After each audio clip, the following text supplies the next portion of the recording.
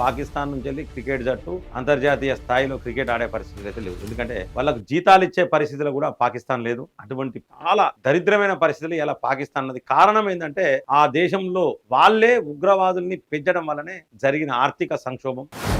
Pakistan cricket కి సంబంధించి చాలా మంది రిజైన్ చేస్తున్నారు. జీతాలు వస్తలు, మేము ఎందుకు ఇక క్రికెట్ ఆడడం ఎందుకు, మాకు తిండికి వెళ్తలేదు మా పరిస్థితి అంటే రొట్టెలు కూడా అడక తినే పరిస్థితికి వచ్చారు, లైన్కి వచ్చారు. కారణం మరి ఆర్థిక సంక్షోభం ఎందుకు వచ్చిందంటే ఆడ రాజకీయ నాయకులు వాళ్ళకు వాళ్ళు కొట్టుకోవడం ఒకటైతే, రెండవది ఏంటంటే నోట్ల రద్దు. యూట్యూబ్ ప్రేక్షకులకు నమస్కారం. దయచేసి మిత్రులారా ఈ యొక్క వీడియో గురించి మీ కామెంట్ బాక్స్ లో రాయండి. ముఖ్యంగా పాకిస్తాన్ ఏంటంటే అడకదినే పరిస్థితి వచ్చింది. పాకిస్తాన్ ఇది బిగ్ బ్రేకింగ్ న్యూసే.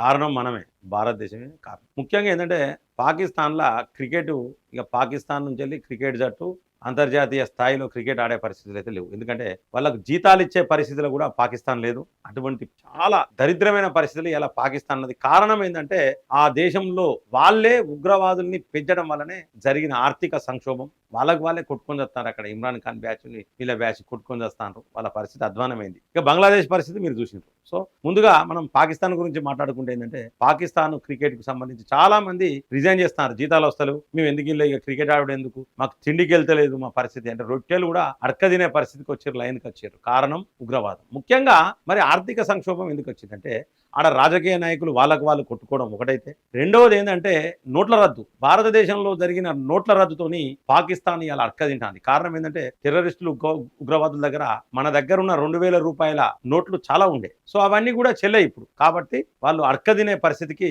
ఒకటి నోట్ల రద్దు అనేది వచ్చింది. ఇంకోటి ఏంటంటే ఎగుమతులు దిగుమతులు, అంటే మన దగ్గర నుంచి వెళ్ళి వాళ్ళ దగ్గర పోడు, వాళ్ళ దగ్గర నుంచి వెళ్ళి మన దగ్గర ఖర్చులు సరుకులు లేవు. అవంతా కూడా నరేంద్ర మోడీ గారు వచ్చిన తర్వాత, భారతీయ జనతా పార్టీ ప్రభుత్వం వచ్చిన తర్వాత బంద్ పెట్టిర్రు. సో దాంతో కూడా వాళ్ళకి ఆర్థికంగా చాలా దెబ్బైంది. అలాగే వాళ్ళ దేశంలో వాళ్ళకు వాళ్ళు రాజకీయంగా కొట్టుకోవడం, అలాగే వాళ్ళే ఉగ్రవాదులను పోషించడం వల్ల వాళ్ళ మీద అటాకులు అవ్వడం. సో ఇవన్నీ కూడా వాళ్ళకు తాలిబాన్లకు యుద్ధం జరగడం, ఇవన్నీ కూడా వాళ్ళు లాస్ట్ కు నరేంద్ర మోడీ గారు అన్నట్టు రొట్టెల కోసం లైన్లో నిలబడాల్సిన పరిస్థితి వచ్చింది. అంటే మొత్తానికైతే పాకిస్తాన్ క్రికెటర్స్ ఇక క్రికెట్ ఆడే పరిస్థితి లేదు. సో అందరు కూడా ప్రతి ఒక్కరు కూడా రాజీనామా చేస్తా ఉన్నారు. సో దాంతో ఇక పాకిస్తాన్ అనేది రేపు పొద్దున వరల్డ్ కప్ లో పాకిస్తాన్ కనబడే అవకాశం అయితే క్లియర్ కనబడతలేదు మిత్రులారా. కాబట్టి దయచేసి నేను ఇదంతా మీకు ఎందుకు చెప్తానా అంటే ఒక దేశం క్రమశిక్షణగా డిసిప్లిన్ గా ఉంటే ఎట్లుంటది అనేది దానికి నిదర్శనం ఏంటంటే, దానికి ఎగ్జాంపుల్ ఏంటంటే మన భారతదేశమే. శ్రీలంక పరిస్థితి మీరు చూసారు, పక్కకున్న బంగ్లాదేశ్ పరిస్థితి మీరు చూసారు. చాలా దేశాలు కూడా అంటే ఈ యొక్క రాజకీయ కక్షలతో, మన దగ్గర కూడా అటువంటి ప్రయత్నాలు జరుగుతున్నాయి. కానీ